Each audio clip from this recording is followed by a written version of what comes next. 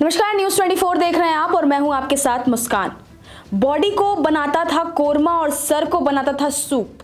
दिल दहला देने वाली हैवानियत को अंजाम देने वाले हैवान राजा कुलंदर को जब कोर्ट में सजा सुनाई जा रही थी तब वो मुस्कुरा रहा था और जज से कहता है, साहब सजा मंजूर है।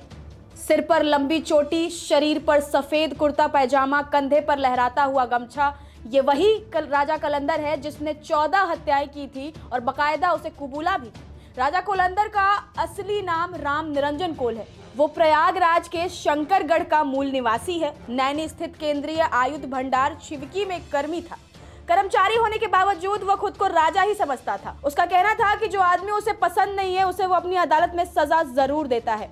अजीब सोच के कारण कुलंदर ने अपनी पत्नी का नाम फूलन देवी और दोनों बेटों के नाम अदालत और जमानत रखे थे। वहीं बेटी का नाम आंदोलन रखा था। उसकी पत्नी फूलन देवी जिला पंचायत सदस्य चुनी गई थी। ये अपना निशाना ऐसे लोगों को बनाता था जिसे वो खुद से तेज मानता था।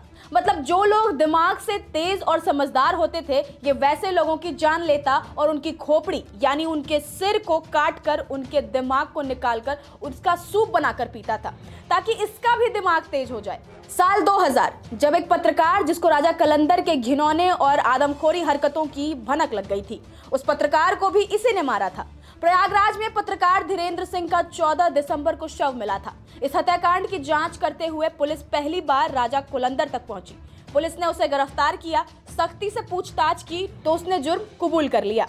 लखनऊ कोर्ट ने शुक्रवार को रायबरेली के रहने वाले मनोज सिंह, जिसकी उम्र 22 साल है, और उनके ड्राइवर रवि श्रीवास्तव की हत्या के मामले में कुलंदर और उसके साले वृक्षराज को उम्र कैद की सजा सुनाई।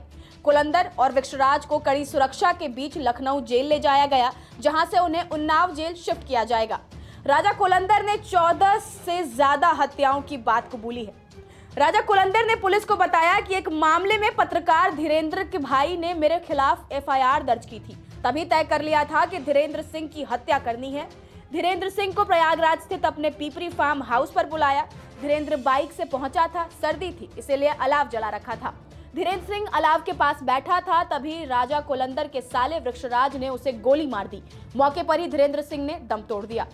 कुलंदर और वृक्षराज ने धीरेन्द्र के शव को टाटा सूमो से लेकर मध्य प्रदेश की सीमा पर पहुंचे।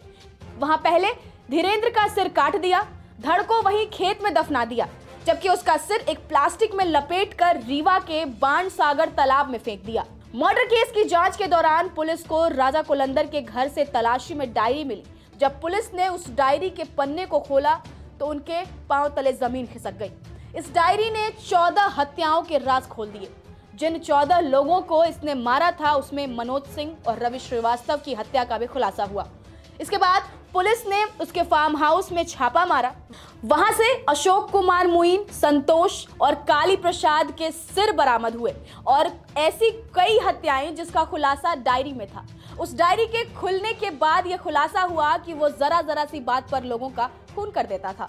इलाहाबाद कोर्ट ने 1 दिसंबर 2012 को राम निरंजन उर्फ राजा कुलंदर को उम्र कैद की सजा सुनाई।